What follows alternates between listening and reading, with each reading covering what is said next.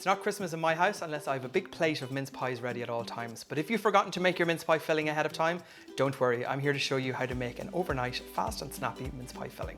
Into a bowl, add the dried fruit, grated pear, brown sugar, nibbed almonds, mixed spice, orange zest and juice. Mix all of these ingredients together, cover with a tea towel and leave out overnight.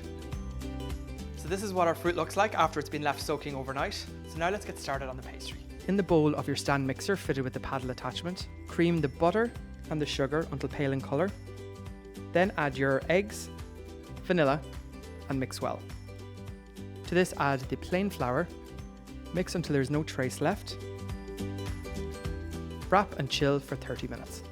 So that's the sweet pastry made. That is going to go into the fridge and rest for 30 minutes so you can pop the kettle on and have a cuppa while you're waiting. On a lightly floured work surface, roll out the sweet pastry and cut out your discs. Line the cupcake tin and fill with the mince pie filling and top with a pastry disc. Egg wash and cut a little hole in top to allow the steam to leave during baking. Pop these into the preheated oven and bake until golden brown.